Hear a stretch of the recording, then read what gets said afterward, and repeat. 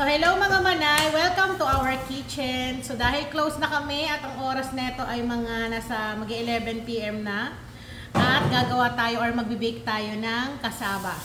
Meron na ako mga recipe neto pero ngayon gagawa natin ng kakaibang twist. So gagawa tayo ng bibingkang kasaba. O di ba? Try natin. So yung latik sa malagkit, kasi maraming bibingka, correction lang, marami kasi nagko-correct na yung bibingkang malagkit, dapat daw yung, kala nila is yung puto, yung pagtuwing Pasko lang. So ginagamit natin doon is malagkit na bigas, di ba? So ngayon naman, gagamitin naman natin is kasaba. So meron na tayo ditong pinakadkad. Hindi ako nagkadkad neto, yung nasa likod ko. Yan. So meron akong pinakadkad dito. Ang timbang nito ay nasa 3,480 grams. O yan, para mabilis na. Ngayon kung wala kayong cups, ay wala kayong timbangan, sorry, 15 cups yung sukat neto, ha. So meron tayong gata, pakita ko sa inyo. So let's start na natin. So bali dito, linawin ko lang ulit, meron tayong 15 cups ng kasaba shredded. Kinayod to mga manay, ha. Mas mainam yung gagamitin nyo is yung pino na gadgaran, kasi kapag yung matataba hindi siya maganda. So 15 cups, tinimbang ko siya, pumapatak siya ng 3,480 grams. Para naman sa mga walang sukatan gaya nito. Then, meron tayong, ito yung pangalawang piga ng niyog. So, gagamitin natin yan. So, unahin muna natin to. Bali dito sa magtatanong, kung pinipiga ko yung kasaba o kamoting kahoy. So, hindi ako nagpipiga mga manay. So, pwede nyo siyang ilagay sa isang anong tawag dito? Strainer, para matanggal yung mga konting ano niya, latak niya. Pero mas mainam kasi nagiging dry eh. Pero nasa inyo, yung iba kasi nagpipiga. So pigain niyo kung ano yung tingin niyo, mas tingin niyo tama, go. So akin ganito. Mula umpisa nakita niyo naman hindi ako nagpipiga. So ang gagawin natin, titimplahan na natin 'to. So unahin natin ilagay itong ating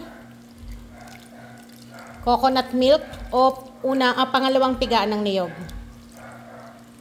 So, lumalabas naman sa screen yung sukat ha. Para hindi kayo malito. Then, maglalagay tayo ng white sugar. Puting asukal para maganda yung kalabasan. Pero, pwede rin naman yung wash sugar kung nagtitipid-tipid at kung ayun ang meron sa kusina. So, 1, 2, 3. And a half. So, 2.5 cups ha. Pwede nyo yan bawasan ng konti, depende sa tamis na nais ninyo kayo masusunod. Kasi hindi tayo pare-paras ng timpla. Kung ayaw nyo ng sobrang tamis or gusto nyo matamis, dagdagan.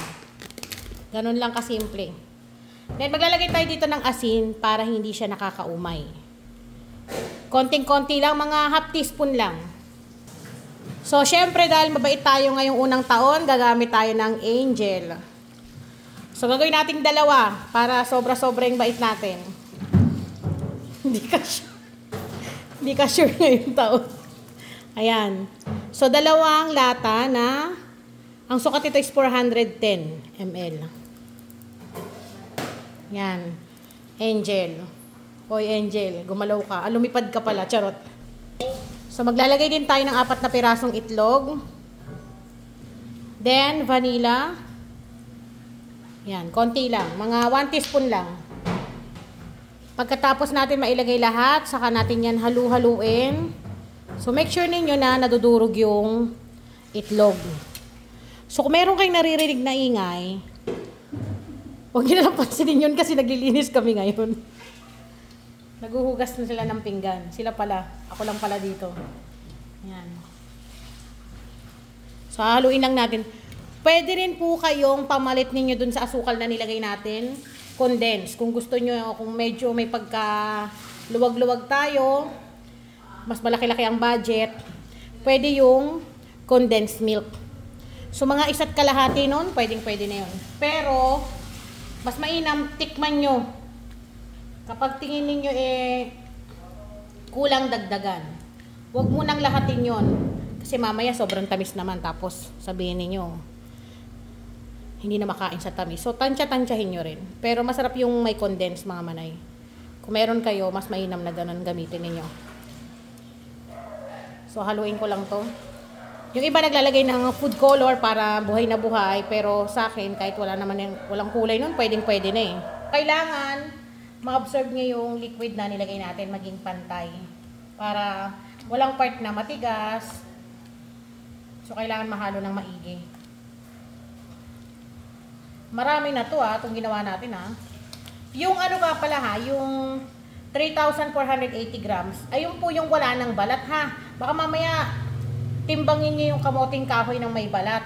Tapos sabihin niyo pag sinukat niyo ng into cups, bakit hindi umabot ng 15 cups? Kasi may balat. Kailangan yung wala na pong balat. Tinimbang ko siya ng nakayod na. Ganito na. Yan. Kung nakikita ninyo. So pag okay na, pwede na natin itong ilagay sa ating mga yanera, kung ano yung gusto nyong paglagyan, kasi pwedeng-pwede nyo itong panghanap buhay. So ito ginawa ko para dito sa tindahan namin kasi bukas ay Sabado. So pwede kasi itong ilagay nyo lang sa chiller. Tumatagal siya hanggang 7 days. Tapos i-reheat nyo lang siya gamit ang oven. Wag microwave kasi pwedeng masira yung microwave ninyo, pumutok kapag ang ginamit niyo, lalo na kapag nakalagay ito sa aluminum foil. So kailangan sa oven lang natin i-reheat. Yan, kapag halong-halo na, hindi siya totally na masabaw, hindi rin siya yung malapot na parang tuyot. Kailangan ganito, yun nakikita ninyo sa pag-aalo ko. Ganito yung magiging itsura ng gagawin ninyo. So ilagay na natin to sa ating mga pan. So bali ito yung aking gagamitin na aluminum foil pan or aluminum loaf pan. So ang sukat nito ay 7 by 3, kulay red, diba? Alam niyo na pag kulay red, malapit na ang mga puso.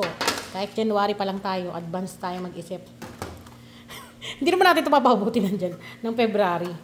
So 7 by 3, pwede din kayo gumamit ng mga llanera, yung pang leche plan, pwedeng-pwede yon mga manay So kailangan kung pang negosyo, pwede nyong timbangin para pare-pares yung sukat, para hindi naglalamangan yung bawat isa, lalo na kung pang negosyo. Pero dahil ako gusto ko tansyahan, tatansyahin ko lang. Kasi marunong naman ako magtansya. Pero yung mga bago na magta-try nito, timbangin niyo or sukatin niyo into cups para pare-pares ang nilalagay. Then isa rin pala, kapag naglalagay kayo nito, mas mainam hahaluin niyo muna. Kasi tumitinang yung umiilalim yung ating kasaba. So para may kasamang tawag dito, may kasama siyang liquid. Kasi kung hindi nyo hahaluin, mamaya puro kasaba lang yung mailagay nyo sa inyong pan. Para pantay-pantay lahat. So 2 cups yung nilagay ko sa isang ganito. 2 cups. Pwede nyo pandagdagan yan. So haluin nyo lang gaya na ginagawa ko na to. Para pare-parehas yung laman. Ayan. Tapos halo ulit. Pag ginawa nyo to, i-reheat niyo yung oven ninyo. Tapos, kapag nagbe-bake kayo or kung wala kayong oven, pwede naman kayong gumamit kahit steamer. Pwede naman to kahit sa steam Improvised oven, pwede rin. Sa turbo broiler, pwede rin yun. Pwede rin sa kawali, basta kulob yung pinakatakip niya. So yan, nakagawa tayo ng 10 ito mga manay. I-bake natin to kasi mga ganitong kalaki lang. 45 to 50 minutes sa init na 170. Ngayon kapag tingin nyo kulang pa sa luto, mag-add na lang kayo kasi hindi pare-pares yung init ng oven natin. Ay ko naman sinasabi yun. So isasalang natin to. Dapat nakapag-preheat kayo at least mga 5 minutes bago nyo to isasalang. So habang nakasalang yung ating binibake, gagawa naman tayo ng panglatik natin. So meron tayo ditong pan, gaya ng ginagawa natin dun sa pang toppings natin sa bibingka, kaya nga tinawag natin tong bibingkang kasaba. Kasi yung pinakamalagkit, ginawa natin kasaba. So dito sa isang malinis na pan, magkakaramelize tayo ng 3/4 cup ng sugar. White sugar, wash sugar, wag lang brown sugar. Kasi magiging dark na yung inyong pang toppings. Pero kung walang-wala talaga at yun ang meron sa inyo, di ituloy ninyo, kayo yung masusunod. So buksan natin yan. Tapos, hahayaan lang natin yan na mag-caramelize. Huwag niyong gagalawin, hayaan niyo siyang matunaw. Saka natin yan isi-shake kapag nakikita niyo nagda-dark brown na yung palibot ng asukal natin. So, isog-usog na natin yung mga nasa gitna itong naumbok para matunaw na lahat. Then, dapat katamtaman lang yung apoy para hindi rin mabigla yung pagtunaw ng asukal ha. Huwag yung lalakasan kasi may tendency na masunog. Pag nasunog yan, papait yan. So, pag ganyan na yung kulay niya, ayan, kita ninyo, hindi siya yung totally naman na nasunog. Kasi may kita nyo kapag nasunog yan eh, bumubula. So, maglalagay na tayo ng, ito yung unang piga ng niyog. Nakita nyo, sobrang lapot talaga. Nilagay ko kasi sa chiller. Kaya lumapot ng ganyan. Tsaka purong ano talaga kasi to. Purong gata. Yung sukat neto, lumalabas naman dyan sa screen. Ilista ninyo. Ngayon, doon sa mga hirap pa rin, gusto ng kumpletong sangkap, check nyo sa aking description box. Nandun lahat, kumpleto. Kaya doon sa mga nagtatanong, check lang po natin. So, lahat naman po ng recipe na tinuturo ko, sinasabi ko po. Kasi yung iba nagme-message na nasan daw yung recipe, ba't di ko raw nilagay. Wala naman po akong recipe pa na na-share na hindi ko nilagay yung complete ingredients. So, i-check nyo na lang po para makita ninyo. Then, mimix lang natin to hanggang sa matunaw ulit tong sugar. Kasi kapag nilagyan mo to ng gata, mamumuo yan. Syempre, dahil malamig eh. So, tutunawin ulit natin yan. Hanggang sa maging iisa na lang yung kulay nila. Ngayon, after ng ilang minuto, mapapansin nyo, ayan na siya oh. So, lumalapot na no. At bumibigat na rin yung paghalo. Kapag ganito na, mag-add lang tayo ng evaporated milk. Siyempre, mabait pa rin tayo. Half lang neto ha, huwag lalahatin. Kalahating bait lang. So, 410 to, mga 200 ml. O wala pang 1 cup. Ayan. So, itabi na natin itong tira. Hindi na natin gagamitin yon. Pero syempre, itabi ninyo. Baka meron pa kayong paggamitan. Then, mix lang natin ulit hanggang sa ito po ay lumapot para mas creamy. Yun lang ang kinaibahan nito dun sa normal na ginagawa natin na bibingkang toppings. So, naglalagay tayo dito ng evaporated milk para mas creamy. Then, mix lang natin, gaya ng ginawa natin kanina. Tapos, lalapot kagad yan. Huwag iiwanan ng halo ha. So, may kita nyo yung nagda-dark na brown na yan. Yan yung sugar natin. So, yun sinasabi ko sa inyo na kailangan hindi siya iiwanan ng halo dahil may tendency na masunog yan. Kapag nasusunog yung sugar, mapait. Haluin lang natin. Then, kapag ganito na, ayan. So, pwede na natin patayin yung kalan. Set aside muna natin to, hindi to titigas mga manay. Set aside natin to, tapos ito yung ilalagay natin pang ibabaw dun sa ating binibake. Kasi dun yan kailangan mag-set. Ganun lang kadali. So, ayan, nahango na natin sa oven. Ang gagawin natin, maglalagay tayo ng pan-toppings natin. Ito yung kaninang niluto natin. So, gumagamit ako ng 1/4 cup na sukatan. So, ganun muna yung gagawin natin. Maglalagay muna tayo ng ganun sukat. Tapos, saka na lang natin yan dadagdagan kapag may natira. Para pantay-pantay. Then, gamit itong ating spatula, gagawin lang natin. Ganyan lang. I-spread lang natin siya. Parang nagpapalaman lang ba tayo? Kung mapapansin nyo, hindi siya yung runny. Hindi siya malabnaw. Kasi nga, napalapot na natin tong pang-topping natin. Ayan. Hanggang sa mabalutan natin to lahat ng pang-topping yung ating kasaba. Yung nag-request ng kung pwedeng makagawa ba ng kasaba cake na corn, ano tawag? Yung kasaba starch, hindi ko pa natatry yun ha. Pero try natin. Kasi baka maging tawag doon, kutsinta yung natin, kasaba natin. Pero ito try natin yan kung pwede ba, kung masarap ba siya, ganun din ba yung texture niya pag ganito yung ginawa natin. So, eto na. Tapos na tayo maglagay ng ating pang-toppings dito sa ating kasaba. So, ang gagawin natin, isasalang ulit natin to sa oven natin na 200 Celsius ang init. 200 to 220. So, kailangan talaga mainit. Na mainit. Kasi, yung kasaba natin, luto na. Itong ating pinakalatek sa ibabaw, yun ang kailangan natin masusta or masunog ba siya. Na parang normal na dun sa bibingkang malagkit. So, ang gagawin natin yan, ibibake natin ng mga at least 25 to 30 minutes. Once na nakikita nyo na nagmamantika na siya, tapos nagbabubble na, yun, okay na yun. So, isasalang na ulit natin to. So, i-check na natin yung ating binibake. At, eto na oh, ang ganda ng pagkakabake. So, pag ganyan, pwede na natin tong hanguin dito. Kaso, ingat lang kasi sobrang init talaga nito. Ayan oh. Init. Ayan. So, pwede na itong hanguin dito. Kung gusto niya pang mag dark brown yan, pwede pa. Pero ito, tama na yan. Para sa akin. Kasi, magsiset na yan kapag malamig. Tapos, ito, pag naset na siya, lumamig, saka nyo siya lagyan ng keso sa ibabaw. Tapos, takpan ninyo. Pwede nyo ng pambenta. So, dun sa recipe natin, nakagawa tayo ng 10.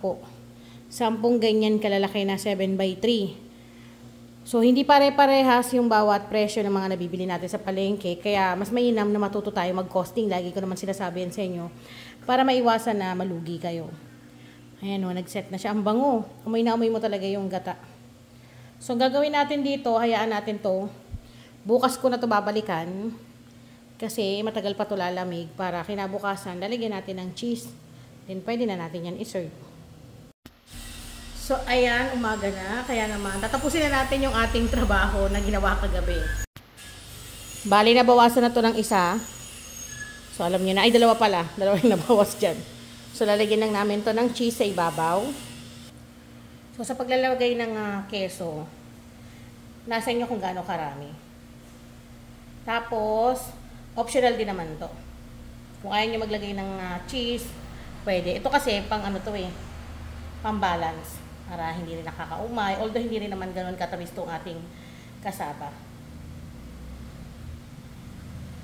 So, lagyan lang natin lahat. Then, kapag halimbawa, may gustong kakain sa inyo na gusto eh, mainit, pwede nyo initin sa oven toaster. Pwede rin sa oven. Yan. So, eto na. Ganun lang kadali. Tapos na yung ating bibingkang kasaba.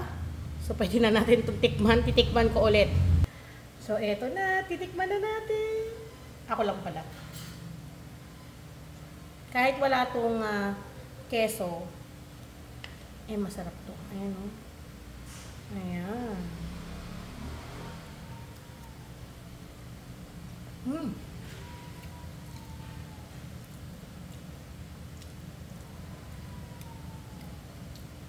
Hindi siya ganun katamis, kaya masarap talaga.